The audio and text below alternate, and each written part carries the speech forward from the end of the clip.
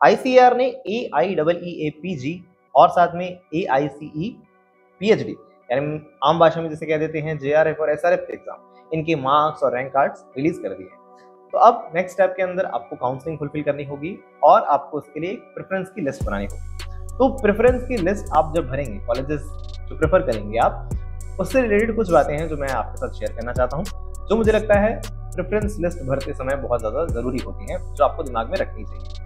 साथ ही मैं पर्सनली किस तरह से प्रेफरेंस लिस्ट भरूंगा, एक तरह का ये एग्जाम्पल आपके सामने रखना चाहूँगा, है ना। एक होता है कि कुछ बातें आपको कह दी जाएं, एक मैं आपको खुद बताऊं कि देखो अगर मैं भी अगर प्रेफरेंस लिस्ट अगर कल को भरता हूँ तो मैं क्या बातें दिमाग में रखूंगा, कौन कौन से पॉइंट किस तरह से अपने कॉलेजेस डिसाइड करूंगा, तो वो आपके साथ इस वीडियो में मैं शेयर करने वाला हूँ। तो सबसे पहली बात जो मैं आपके साथ कहना चाहूंगा, आपको बताना चाहूंगा, वो ये है कि make a best choice for you.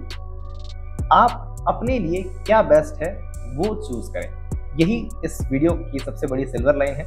और इस वीडियो के अंदर सबसे जो बात मैं आपके सामने रखना चाहता हूँ ये है कि आप अपने लिए बेस्ट चूज करें, क्योंकि दिमाग में ज़्यादातर स्टूडेंट्स ये आता है कि मेरे मार्क्स कितने हैं, मेरी रैंक कितनी है, तो मुझे कितना क्या कॉलेज मिलेगा, है ना। तो देखिए, अगर मान लेते हैं कि आपकी कोई रैंक है पर्टिकुलर, लेट्स से आपकी कोई हम कहें 150 रैंक है, 150 भी रैंक है, आप कोई पर्टिकुलर कॉलेज चाहते हैं, लेकिन आपसे आगे का 130 भी रैंक पे जो इंसान है वो अगर उस कॉलेज को चाहता है तो उसे प्रेफरेंस दी जाएगी, लेकिन आपसे ऊपर के जो लोग हैं वो उस कॉलेज को प्रेफर ही नहीं कर रहे हैं, तो आपका नंबर आ सकता है आगे। तो आप कहेंगे कि सर जब मैं प्रेफर कर रहा हूँ तो वो भी प्रेफर कर रहा होगा, बिल्कुल, लेकिन सबकी अपनी अपनी क्या होती है, चॉइस होती है। मैं यही बताना चाह रहा हूँ वीडियो में, आपकी चॉइस के अकॉर्डिंग आपके लिए क्या बेस्ट है ये आपको डिसाइड करना पड़ेगा। आप कैसे डिसाइड करेंगे, सर कहेंगे हमें तो सबको पता है कि बेस्ट तो क्या है, IRI है, तो हम टॉप में दिल्ली ही डालेंगे। बिल्कुल, काफी सारे लोग जो हैं सबके सब अपने काउंसलिंग के अंदर सबसे टॉप पे IRI भरते हैं, और सबको पता है कि चांसेस बहुत कम है कि नहीं ही मिलेगा, है ना। 99% मतलब जो लोग हैं उनको पता चलता है कि यार मिलेगा नहीं, लेकिन फिर भी IRI रख देते हैं। क्यों रख देते हैं, उसका रीजन क्या है, या बेस्ट टू बेस्ट हमारे लिए बेस्ट टू बेस्ट क्या है वो हमें जानना बहुत जरूरी है। कि हमारे को लगता है मेरे लिए सबसे बेस्ट है IRI, उसके बाद जज करूंगा मैं और कौन से कॉलेजेस मेरे लिए बेस्ट है मुझे देखना है। एग्जाम्पल वापस में बताऊं, जैसे कि लेट्स से कि मेरे लिए मैं कहूं कि उदयपुर का जो कॉलेज है, मैं मान के चलता हूं मेरे लिए वो अच्छा कॉलेज है।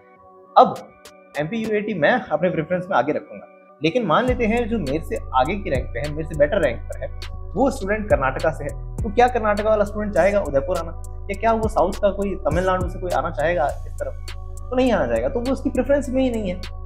मेरी प्रेफरेंस में उदयपुर आगे है, उसकी उदयपुर है ही नहीं आगे, तो मेरा चांस बढ़ जाएगा ना, भले ही मेरी उससे रैंक पुअर थी। तो समझ में आया खेल। मैं आपको यही बताना चाह रहा हूँ कि आपकी रैंक, आपके मार्क्स मैटर करते हैं दोस्त, ये इंपॉर्टेंट है, लेकिन ये ज्यादा इंपॉर्टेंट है कि आपको क्या चाहिए, आपकी प्रेफरेंस क्या होती है। आप दिमाग में आता है कि सर हम ये प्रेफरेंस डिसाइड कैसे करें, हमारे ये जो थॉट्स हैं किस तरह से जनरेट हो, क्या बातें हमें दिमाग में रखनी चाहिए। तो कुछ बेसिक बातें हैं जो आप जानते हैं, बस मैं आपको इस तरह से रिवाइज करा देना चाहूंगा, या कहूंगा कि दिमाग में रखना भरते वक्त, अभी भी जब आप इस वीडियो के बाद भी अपनी लिस्ट बनाने बैठे तो इन बातों को जरूर कंसिडर करें। जैसे कि सबसे पहली बात आती है कि कैसे डिसाइड करें, तो कॉलेज की रैंकिंग देखते हैं। NIRF यानी नेशनल इंस्टीट्यूशनल रैंकिंग फ्रेमवर्क, है ना। NIRF के अकॉर्डिंग कुछ पर्टिकुलर 40 इस तरह से कॉलेजेस की लिस्ट आई है जो बताते हैं कि टॉप पे कौन से हैं, और उसके बाद पर्टिकुलर रैंकिंग है। तो उस रैंकिंग के अकॉर्डिंग पहले तो ये देखना है कि बेस्ट कॉलेजेस हैं कौन से, ठीक है। फॉर एग्जाम्पल न्यू दिल्ली सबने भर दिया, उसके बाद लेट्स से NDRI। अब मैं देखता हूँ यार NDRI में सॉइल साइंस की सीट ही नहीं है, तो क्या मेरे लिए फिर NDRI ऑप्शन रहा, नहीं रहा, तो सेकंड वाला नहीं था। तीसरे नंबर पर आता है Punjab agricultural university, one of the best university इसीलिए कहते हैं क्योंकि वहाँ का बहुत रिसर्च वर्क बहुत सॉलिड है। वहाँ से अगर कोई इंसान, मुझे लगता है PhD या अपनी MSc करके निकलेगा, तो उसको वास्तव में बहुत रिसर्च का साउंड नॉलेज होगा, पता होगा उसे कि क्या गलतियाँ होती हैं, क्या नहीं करना होता है, तभी तो उनकी डिग्री मुश्किल से निकलती है। इतना जब वो हंस के निकलते हैं, इतनी मेहनत करके वो जब वहाँ से निकलता है कोई इंसान, तो फिर वो आपने देखा होगा फिर इंडिया में रुकते ही नहीं है, लोग आउट ऑफ इंडिया चले जाते हैं, क्योंकि उन्हें समझ आता है कि उन्होंने कितना मुश्किल से कितना अच्छा रिसर्च वर्क कर रखा है, राइट। एक चीज़ मतलब वो वहाँ का रिसर्च वर्क बहुत अच्छा है, लेकिन आपको ये भी पता है कि वहाँ का फीस स्ट्रक्चर, फीस बहुत ज़्यादा है ना। तो दूसरा पॉइंट जो हम यहाँ भी कंसिडर करेंगे वो क्या है, फीस स्ट्रक्चर है। तो मतलब अगर मैं अपनी काउंसलिंग में अपने कॉलेज प्रेफर करूँगा तो मैं वहाँ पंजाब को प्रेफर ही नहीं करूँगा। क्यों नहीं करूँगा, क्योंकि मुझे पता है कि भाई इतना ज़्यादा अमाउंट PhD के अंदर पर सेमेस्टर की 1-1 लाख रुपए फीस देना मेरे लिए पॉसिबल नहीं होगा, है ना। तो पर्टिकुलर अमाउंट लेट से मैं एग्जांपल ले रहा हूँ 60,000 होगा, प्लस उसमें कुछ फीस वगैरह ऐड होगी, तो वो मैं एक मोटा मोटी मान के चलता हूँ कि मुझे 1 लाख रुपए की जरूरत पड़ेगी, तो क्या मैं पर सेमेस्टर रख पाऊंगा। अगर पर्सनली मैं नहीं रख सकता हूँ तो फिर मैं तीसरे नंबर का टॉप इंडिया कॉलेज मेरे लिए है ही नहीं प्रेफरेंस। समझ आई मेरी बात? तो सबसे पहली बात ये डिसाइड करिए कि आपके लिए बेस्ट क्या है, और वो डिसाइड करने के लिए चेक करिए आपकी हर एक कॉलेज की रैंकिंग क्या है। अब उस रैंकिंग वाली लिस्ट में से अपने अपने कॉलेजेस बाहर निकालो। मैंने निकाला, ठीक है, न्यू दिल्ली मैंने आगे टॉप पे रख लिया, उसके बाद सीधा मैंने कुछ और कॉलेज रखूंगा। तो आपको पहली बात समझ आई, रैंकिंग के हिसाब से थोड़ा सोचना है। दूसरी बात आपको समझ में आनी चाहिए, फीस स्ट्रक्चर के बारे में सोचना है, जो मैंने अभी बात करी। हर एक कॉलेज का फीस स्ट्रक्चर थोड़ा दिमाग लगाइए, सोचिए। आपको अभी पता होगा, हाल फिलहाल IRI वाला जो यूट्यूब चैनल है उसके ऊपर एक वीडियो अपलोड किया गया है, उसमें टॉप 30 कॉलेजेस जो है इंडिया के, उनकी फीस स्ट्रक्चर और उन्होंने काफ़ी सारी इन्फॉर्मेशन रखी है हर कॉलेज की। और मुझे लगता है लगभग 15 से 20 दिन की अगर आपकी कोई ये मेहनत हो सकती है, अगर आप काउंसलिंग की प्रेफरेंस लिस्ट बनाएं, उसकी 15 दिन की मेहनत उन्होंने आपकी बचा ली। क्यों? क्योंकि आप हर एक इंसान हर यूनिवर्सिटी में कॉल करके पूछें सीनियर के, सर ये ऐसा ऐसा क्या है, जिम फैसिलिटीज़ हैं कि नहीं है, हर छोटी छोटी बात आप पर्सनली किसी से पूछें तो उन्होंने वो चीज़ एक वीडियो में ही परफॉर्म कर दी है, दिखा दी है। तो मुझे लगता है वो बहुत अच्छा वीडियो है, और आई होप आपने वो देखा होगा। नहीं देखा हो प्लीज़ आप देखें, मुझे लगता है मेरे पर्सनली मैं आपको रिकमेंड करूँगा, मुझे बहुत अच्छा लगा वीडियो। तो कॉलेज वहाँ आपको देखेंगे फीस भी बताई गई है। आप कोई भी कोर्स देख के चल रहे हैं, MSc हो चाहे PhD हो, आपको बताया जाएगा कितनी फीस है वहाँ की, फीजिबल है, आपको लगता है मैं भर सकूंगा, तो उस कॉलेज को प्रायोरिटाइज करें। समझ आई आपको बात? आप पंजाब एग्रीकल्चर यूनिवर्सिटी को प्रायोरिटाइज नहीं कर पाएंगे अगर आपको लगता है कि हमारे पास इनकम का सोर्स, या हम कहते हैं कि फैमिली से जो पैसा मिल रहा है वो नहीं मिल पाए, ऐसे केसेस के अंदर आप उसे प्रेफर ना करें। आपको आगे बात समझे। और क्या इंपॉर्टेंट बात मुझे लगता है डिस्टेंस को भी दिमाग में रखें। अब मैं जब PhD करने जा रहा हूँ, मेरा एग्जाम्पल बताऊँ, अगर मैं PhD करने जाऊँगा तो मैं प्रेफर करूँगा कि ज़्यादा दूर ना जाना पड़े। मेरे को जाने में ही 3 दिन लग जा रहे हैं या 2 दिन लग जा रहे हैं, वापस आने में 2 दिन लग रहे हैं। वहाँ पर अगर मैं हूँ तो घर आने के लिए मुझे पहले कम से कम 2 महीने पहले दिमाग में रखना पड़ेगा कि घर जाना है, तो टिकट करवा लूँ। प्रैक्टिकली पॉसिबल नहीं हो पाता, तत्काल में ही टिकट ढूंढनी पड़ती है, और आने जाने में बहुत ज़्यादा टाइम लग जाता है। हर एक इंसान फ्लाइट्स के लिए, है ना, वो फिजिबल भी नहीं होती चीज़ें। तो ये जो डिस्टेंस है घर से, उसको भी ध्यान में रखना चाहिए। आप MSc कर रहे हो चाहे PhD, MSc में तो मैं कहूँगा भले डिस्टेंस पे जा रहे हैं तो कोई बात नहीं, क्योंकि एक्सपोजर मिलना चाहिए आपको।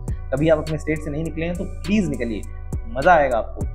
बहुत सारे अच्छे एक्सपीरियंस भी होंगे, बहुत सारे बुरे एक्सपीरियंस भी होंगे, लेकिन ज़िंदगी समझ आती है दोस्त, बहुत कुछ सीखने को मिलता है ना। इसके ऊपर भी मैं एक सेपरेट वीडियो बना सकता हूँ कि क्या क्या सीखने को मिलता है। बहुत कुछ अच्छा एक्सपीरियंस रहता है अगर आप चाहें तो। अच्छा इन द सेंस ये नहीं कह रहा हूँ कि सारे अच्छे एक्सपीरियंस हैं, बैड एक्सपीरियंस भी होते हैं, लोगों के बारे में जानने को मिलता है, आपका नेटवर्क और बढ़ता है, 4 नई बात सीख पाते हैं आप। तो प्लीज़ मैं अपने स्टेट से बाहर जाएँ, दूर भी जाते हैं MSc में तो कोई दिक्कत नहीं है, लेकिन PhD जैसे कोर्सेज के अंदर अगर मैं कहूँ, अब मैं देखता हूँ तो इतने लंबे लंबे डिस्टेंसेस में नहीं जाना चाहूँगा कि मैं राजस्थान से तमिलनाडु ही पहुँच जाऊँ, मैं बिहार चला जाऊँ, मैं इतने बड़े बड़े गैप पे नहीं जाना चाहूँगा। तो मैं डिस्टेंस को दिमाग में रखूँगा।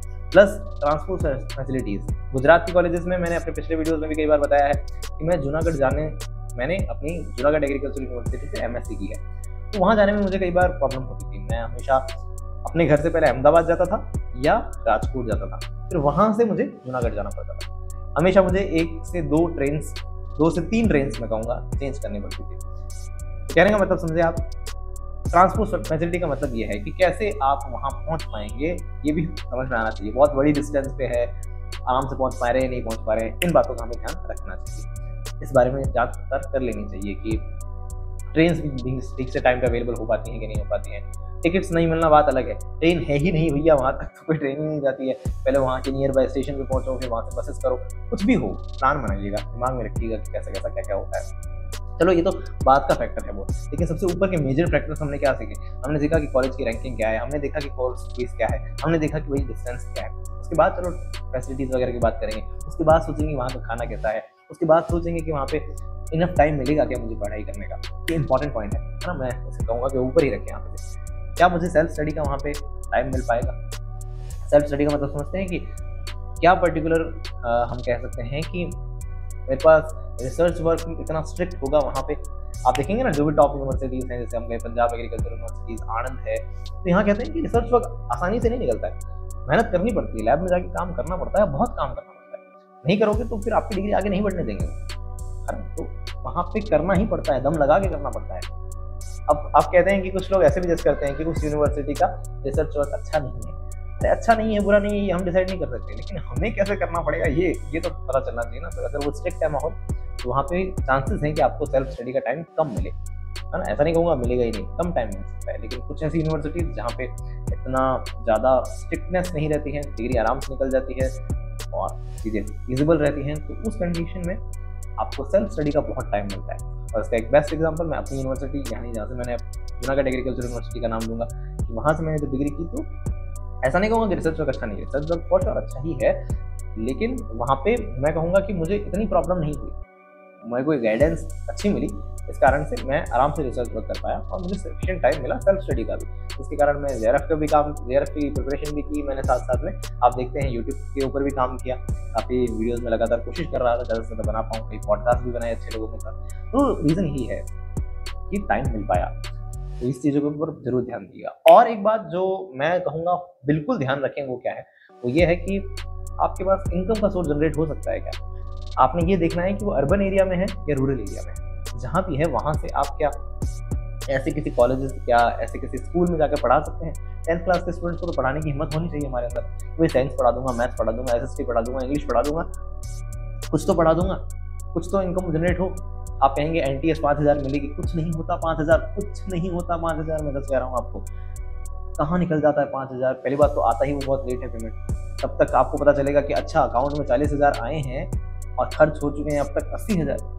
सच में दोस्तों, बहुत ये दिमाग में मत रखिएगा कि NTS बहुत बड़ा सपोर्ट नहीं है, बहुत कमजोर सपोर्ट है वो तो मैं कहूँगा। नहीं, ना से तो अच्छा ही है लेकिन बहुत कम है। अगर NTS स्कॉलरशिप देख के चलते हैं, PGS मिले तो बहुत ही अच्छी बात है, लेकिन आपको दिमाग में ये भी रखना चाहिए कि मैं पार्ट टाइम क्या जॉब कर सकता हूँ, कैसे कुछ पैसा बना सकता हूँ, क्या दिमाग में रखना। उसके बाद ये थी मुझे लगता है कुछ बातें जो आपको हमेशा ध्यान रखनी चाहिए एक प्रेफरेंस लिस्ट करते वक्त, कि ये फ्यूचर आपको देखना चाहिए कि मैं क्या क्या कर सकता हूँ। और ये मेरे थॉट्स थे। अपना एग्जांपल लूँ, जैसे कि मैंने कहा कि अगर मैं प्रेफरेंस करूँ तो मैं क्या करूँगा, राइट। तो अगर जैसा कि मैंने बताया कि NIRF की जो रैंकिंग है, तो उसमें मैंने जस्ट देखा, सबसे पहले रैंकिंग लिस्ट खोली, मैंने कहा सबसे पहले तो ऊपर आ रहा है न्यू दिल्ली, बिल्कुल फर्स्ट नंबर पर मैं न्यू दिल्ली ही रखूँगा। मिले नहीं मिले भगवान के ऊपर है, यही मैं कहना चाह रहा हूँ। आप अपनी बेस्ट प्रेफरेंस लिस्ट बनाओ, मिले नहीं मिले भगवान के ऊपर छोड़ दीजिए, है ना। अपना दिमाग मत लगाइए, लोगों से पूछ के आप पागल हो जाएंगे कि इतने नंबर पे रैंकिंग है, इतने मार्क्स आए हैं, क्या मुझे कोई कॉलेज मिलेगा, अच्छा मिलेगा नहीं मिलेगा। सच में दोस्त, जिससे तुम पूछ रहे हो उसको भी साउंड 100% नहीं कह सकता वो कि तुम्हें मिल जाएगा तो नहीं मिलेगा, क्योंकि ये बातें दूसरों लोगों से रिलेटिव है ना। समझो इस बात को कि मैं ये कह रहा हूँ कि मुझे मिलेगा कि नहीं मिलेगा ये दूसरे वाले की चॉइस पे भी, तो मेरे से आगे वाला जो रैंक पे बैठा है बंदा, उसकी चॉइस है कि नहीं है वो तो डिसाइड करेगा। अब IRI तो फॉर श्योर सबकी चॉइसेस है, तो इसलिए कहते हैं कि 99% चांसेस है कि कम रैंकिंग पे हैं अगर हम तो नहीं मिलेगा, लेकिन फिर भी भरने को तो भर ही देना चाहिए, क्या जा रहा है, ठीक है। लेकिन आगे मैं देखूँ, जैसे मेरे सामने अगर ऑप्शन आता है पंजाब एग्रीकल्चर यूनिवर्सिटी, मैं नहीं भरूंगा उसे प्रेफरेंस लिस्ट में। क्यों? क्योंकि मिल गया तो मुझे पता है मैं वहाँ से नहीं कर पाऊंगा डिग्री, क्योंकि मेरे पास टू बी ऑनेस्ट इतना माने तो घर से मिल जाएगा पैसा। अगर घर से मैं अपने पिताजी को कहूँ तो पापा मुझे एक साल के मतलब एक सेमेस्टर के ₹1,00,000 चाहिए होंगे, तो मुझे पता है वो मुझे सपोर्ट करेंगे, हाँ ठीक है भाई ले जा, कोई दिक्कत नहीं। बट मैं इस एज पे आकर पर्सनली नहीं चाहूँगा उनसे पैसा रहेगा, ये तो मेरी चॉइस है ना। तो मुझे पता है मैं पर्सनली फीस नहीं भर पाऊंगा वहाँ की, तो फिर मैं नहीं दूंगा इसी प्रेफरेंस। बनारस हिंदू यूनिवर्सिटी को मैं प्रेफरेंस देना चाहूँगा PhD के लिए, लेकिन वहाँ पे ये सुनने में आता है कि MSc के जो स्टूडेंट हैं ऑलरेडी BHU से निकले हैं उन्हें प्रेफरेंस दी जाती है, साथ में इंटरव्यू होता है। तो अगर मौका मिला तो जाएंगे, क्योंकि मुझे लगता है बनारस हिंदू यूनिवर्सिटी से मुझे एक्सपोजर ज़्यादा मिलेगा, कई तरह के नए नए लोगों से मिलने को मौका मिलेगा, क्योंकि विश्वविद्यालय बहुत फेमस है बनारस हिंदू यूनिवर्सिटी। जाएंगे तो नई चीज़ें देखेंगे, नए लोगों से मिलेंगे, उन्हें अपने चैनल पे लेके आऊँगा। तो मैं तो बहुत एक्साइटेड हूँ, अगर मुझे मिल जाए तो मैं BHU को प्रेफर करूँगा। फिर बाद में तमिलनाडु नहीं करूँगा, कश्मीर वाली नहीं करूँगा, मतलब कितने सारे तो मैंने मतलब बहुत कम कॉलेजेस हैं मेरे हाथ में। मुझे लगता है कि सिर्फ 7 से 8 कॉलेजेस ही हैं जिसके ऊपर मैं प्रेफरेंस लिस्ट में डालूंगा कि भाई करनी है तो यहाँ से करनी है PhD, नहीं तो नहीं करनी है ना। ये केस है मेरा केस मैं आपको बता रहा हूँ कि मैंने IRI रखना चाहूँगा। उसके बाद मैं आपको दिखाऊँ तो मैं उदयपुर को बहुत प्रायोरिटाइज करना चाहूँगा। आप लोग कहेंगे उदयपुर तो बहुत पीछे आता है, आप क्यों उदयपुर प्रायोरिटाइज करना चाहोगे? क्योंकि ये मेरी नीड है। मुझे लगता है कि अगर मैं वहाँ जाता हूँ तो वहाँ पे मैं इंस्टीट्यूट में पढ़ा सकता हूँ। आप अगर मेरे चैनल से जुड़े हैं तो आपको पता होगा मुझे पढ़ाने का बहुत शौक है। मुझे कोई बात समझ आ जाए और मैं अगर किसी और को ये बात डिलीवर कर सकूँ तो ये मेरे लिए बहुत खुशी की बात होती है। मुझे दिल से बहुत खुशी होती है अगर मैं किसी को पढ़ा पाता हूँ। यही कह रहा हूँ कि मेरे लिए उदयपुर एक अच्छा ऑप्शन है, तो मैं उदयपुर को प्रायोरिटाइज करूँगा। IRI के बाद हो सकता है मैं सीधा उदयपुर का ही ऑप्शन रखूँगा, कहीं और जाना ही नहीं, मुझे उदयपुर ही जाना है। मैं यही कह रहा हूँ, यही था बस एक एग्जाम्पल। और पूरी लिस्ट बोलूँगा तो कि आपका वक्त ही खराब होगा इससे। बस ये सिर्फ इस एग्जाम्पल लेने का मतलब यही था कि मेरे लिए क्या बेस्ट है ये मुझे कोई और नहीं बता सकता, ये मुझे खुद ही डिसाइड करना पड़ेगा और यही आप करेंगे। आप अपने लिए बेस्ट ढूंढें, आप अपने लिए बेस्ट कैसे ढूंढेंगे उसके लिए कोर्स फीस देखिए, वहाँ की डिस्टेंस देखिए, खाना देखिए। और तो कहने का मतलब आप समझ गए मेरा, सबकी अपनी प्रेफरेंस लिस्ट अलग होती है, सबकी अपनी चॉइस अलग होती है, लेकिन आपको क्लैरिटी होनी चाहिए कि आपके लिए क्या बेस्ट है। आपको कॉलेज मिलेगा नहीं मिलेगा, वास्तव में ये बात भगवान के हाथों में ज़्यादा है हमारा। आप अपने लिए बेस्ट चॉइस बना लीजिए, लिस्ट बना लीजिए, उसके बाद भगवान के आगे हाथ जोड़ दीजिए, उनसे प्रे कीजिए, या जिस भी शक्ति को आप मानते हैं, भगवान या आप कहें किसी और धर्म के हैं, आप किसी भी धर्म के हैं आप, तो प्रे करें कि मुझे भगवान करे कॉलेज मिल जाए। सच में आपकी किस्मत होगी तो आपको मिल भी जाएगा, है ना। आपको लगेगा कि मुझे ऐसे भी दोस्त मुझे याद है हमारे साथ जेयू में ही थे, जूनागढ़ में ही थे, लेकिन उनकी रैंकिंग ऐसी इतनी दूर थी, लेकिन वो फिर भी हमारे साथ पढ़े। मेरी ऑल इंडिया रैंक 47 थी तब भी मैं जेयू में, और कोई इंसान किसी की 550 400 रैंक थी वो भी वहीं पे, तो मुझे लगता था यार उसको ये कैसे मिल गया, क्योंकि उसने प्रायोरिटाइज किया, मैंने भी प्रायोरिटाइज किया था जूनागढ़ को, तो मुझे वो मिला था, उसको भी वो मिला। ये किस्मत की बातें भी बहुत सारी हैं, तो प्लीज़ ज़्यादा लोड मत लीजिए, अपने लिए बेस्ट क्या है वो ज़्यादा से ज़्यादा काम करिए, उसकी लिस्ट बनाइए, और sure you will get a very good college. बाकी भगवान के ऊपर है। I really wish you all the very best for the counselling process. इस तरह का और डाउट हो, कोई क्वेरी हो, please let me know in the comment box. तो मिलते हैं नेक्स्ट वीडियो में, तब तक के लिए bye bye, take care, thanks for listening me.